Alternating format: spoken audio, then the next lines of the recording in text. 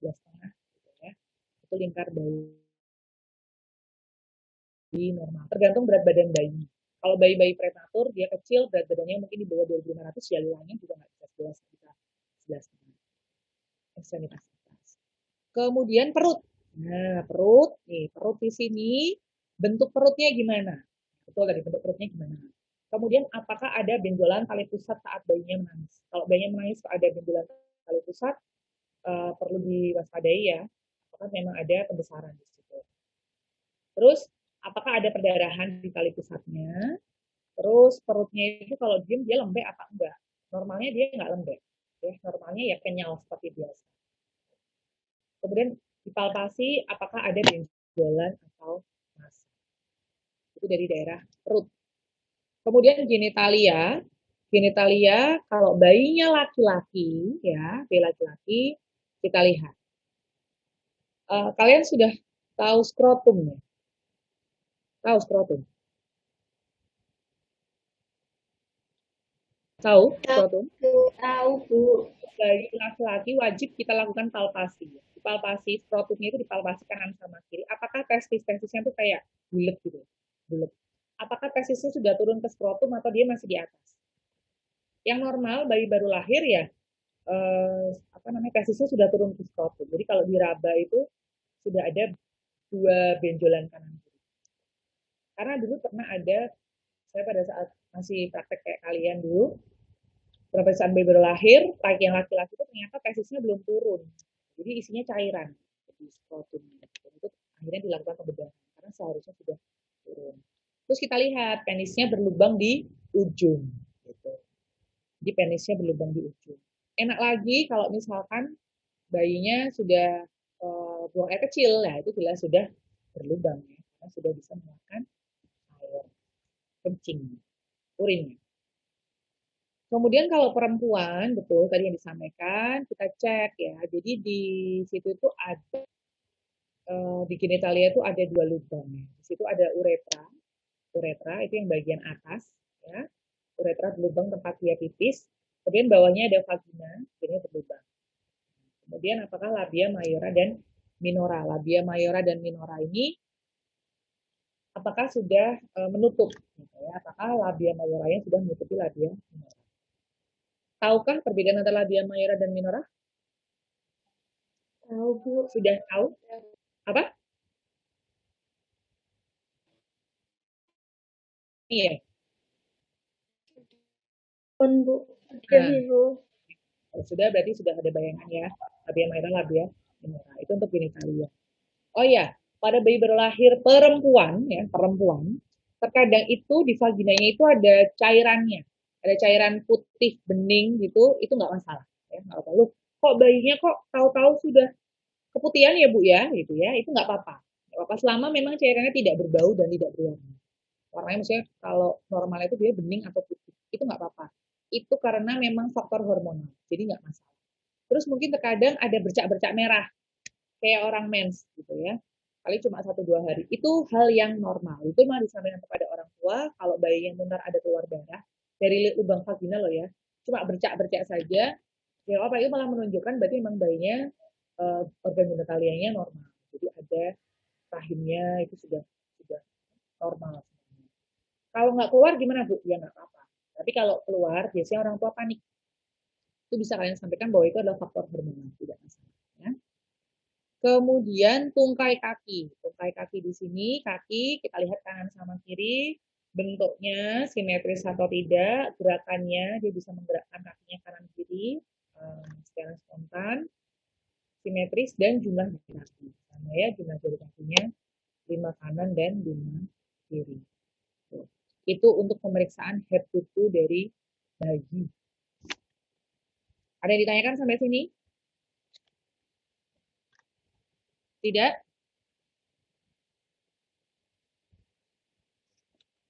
Jelas ya? Oke, kalau jelas saya lanjutkan di pemeriksaan rasa. Oh, belum selesai, sorry. Punggung.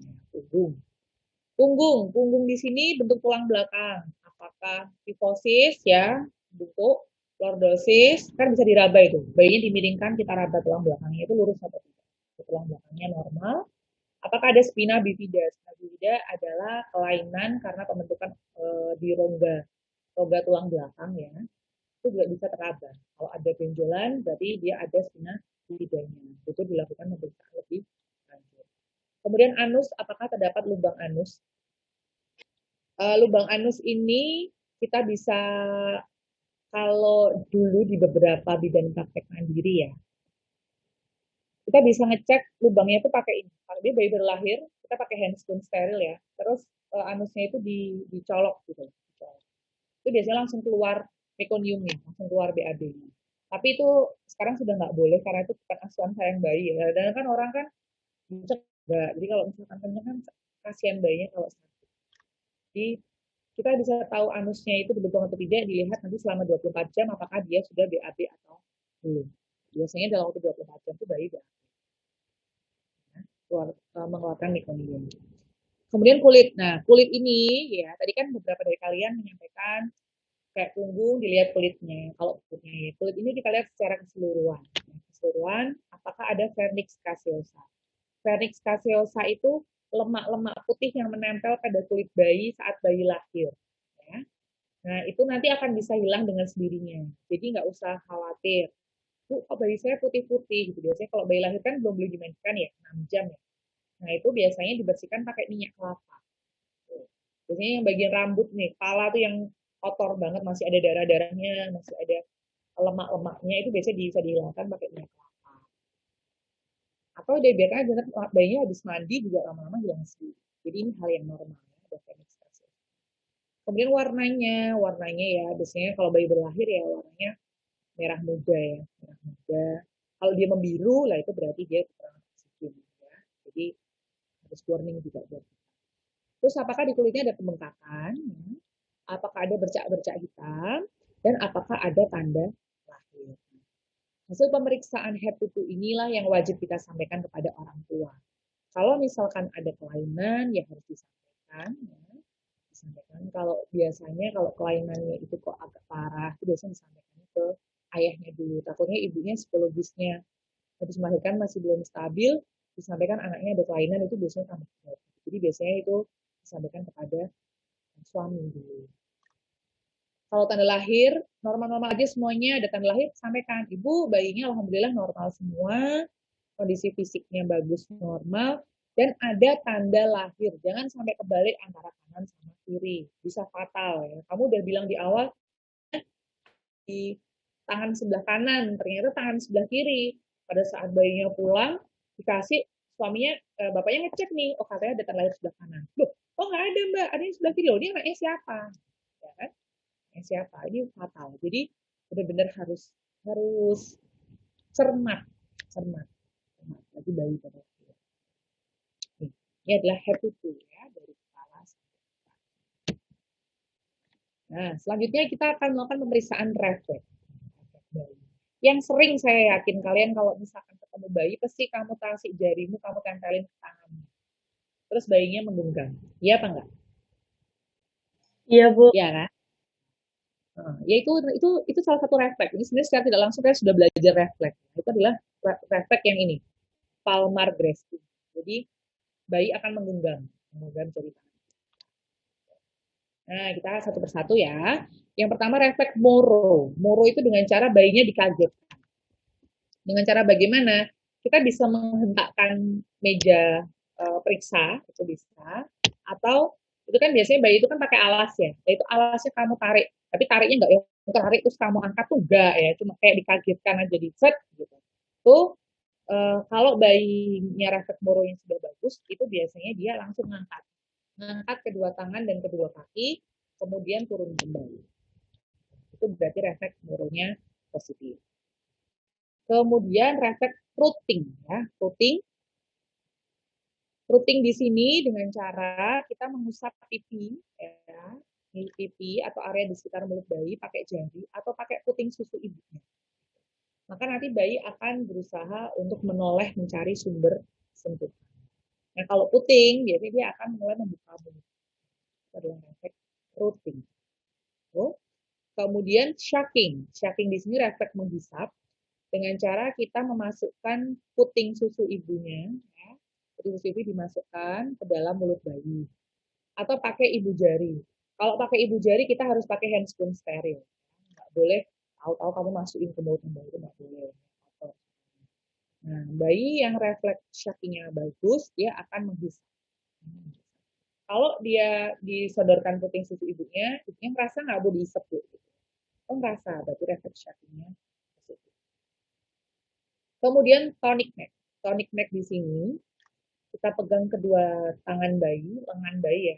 Seolah-olah kita mau ngangkat, tapi nggak diangkat sebenarnya. Jadi, siku kita tuh masih di tempat tidur, terus kita megang tangan bayi. So ya kalau kita jadi praktek di lab ya, atau kalian nanti bisa juga lihat di YouTube biar bisa lebih jelas. Itu lengannya diangkat seakan-akan kayak mau ngangkat terus sebenarnya nggak diangkat. Itu nanti bayi akan berusaha seolah mengangkat kepalanya. Dia memang belum bisa ngangkat tegak ya, memang belum bisa. Tapi akan ada sedikit refleks gerakan dia menggerakkan kepalanya agak sedikit naik. Itu toniknya leher ya. Kemudian Babinski. Kalau Babinski, caranya adalah kita menggoreskan telapak kaki bayi. Ini contohnya telapak kaki bayi. Cara menggoreskannya itu dari arah tumit ke atas. Seret. Pakai jari tangan kita. Seret. Maka nanti jari-jari bayi akan hiperekstensi. Dia akan membuka. Membuka atau berpisah-pisah seperti kita. Kalau kamu giniin, dia akan membuka. Itu berarti refleks Babinski-nya positif. Kemudian palmar grasping yang tadi sudah kamu letakkan jari tanganmu di telapak tangan bayi, maka bayi akan menggenggam tangan. Nah, itu pemeriksaan refleks yang biasanya dilakukan pada bayi baru lahir. Sudah, selesai. Ada yang ditanyakan?